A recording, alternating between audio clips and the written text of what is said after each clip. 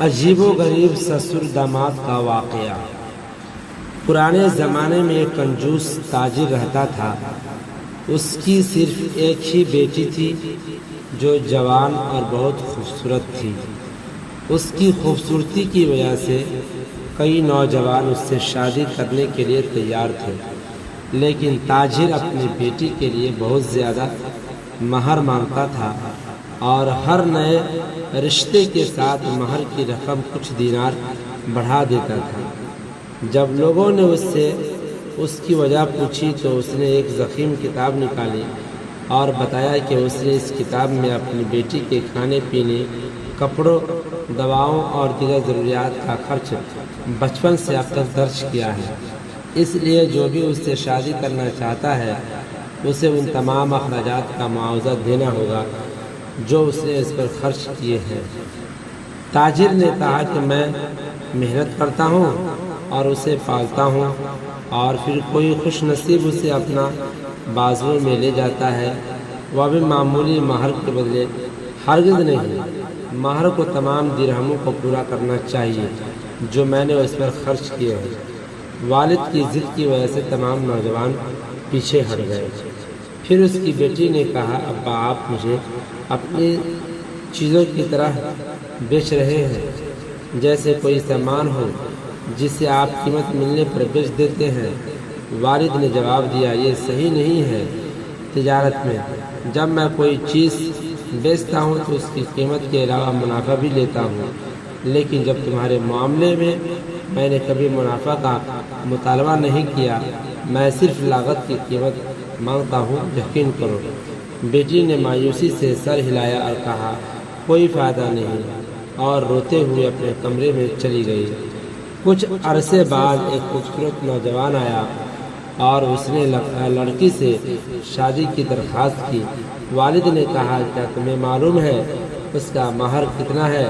نوجوان نے جواب دیا، ہاں، ساری بستی میں اس کا چرچا ہے۔ تاجر نے کہا، پچھلے مہینے آنے والے رشتے کے بعد سے مہر میں 20 دینار کا اضافہ ہو چکا ہے۔ نوجوان نے کہا، مجھے معلوم ہے اور میں آپ کی مانگی ہوئی رقم دینے کو تیار ہوں، لیکن قسطوں میں ایک اچھی نوکری کرتا ہوں اور اپنی آدھی تنخواہ آپ کو دوں گا اور باقی آدھی تنخواہ میں اپنی بیوی کے ساتھ گزاروں گا اور آدھی میں اپنی بیوی کے ساتھ گزاروں گا۔ اس طرح 8 سال میں آپ کا مہر ادا کر دوں گا۔ تاجر نے سوچا شاید ایسی اور کوئی موقع نہ ملے۔ اس نے کہا، قسطوں میں ادا کرنے کے لیے میں مجبور ہوں، قیمت بڑھا دو۔ اس کا مطلب یہ ہے کہ تمہیں 10 سال تک اپنی آدھی تنخواہ دینی ہوگی۔ نوجوان نے سر جھکایا اور کہا، میں راضی ہوں، لیکن یہ شرط پر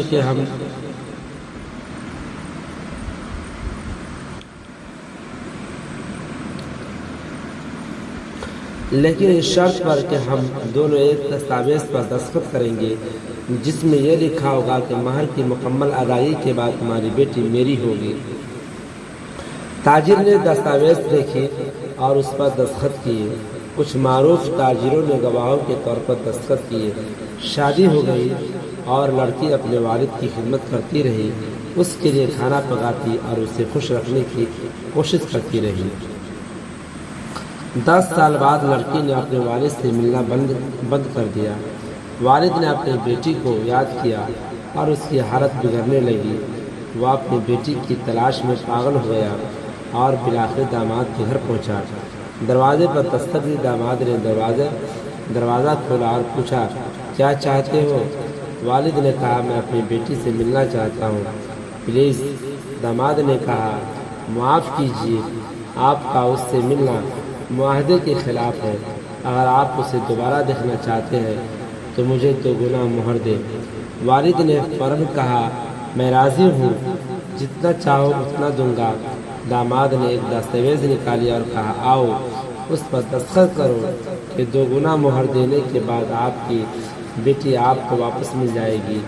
دونوں نے دستخط کیے اور کچھ ہمسایوں نے گواہی دی۔ والد اور بیٹی ملے۔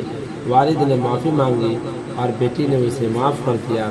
داماد نے معاہدے کی دستاویز کو پھاڑ دیا اور کہا بیٹیاں بیچنے کی چیز نہیں ہے، وہ اللہ کی امانت اور نعمتیں ہیں، ہمیں ان کی حفاظت کرنی چاہیے تاکہ ہمیں اللہ کی رضا حاصل ہو۔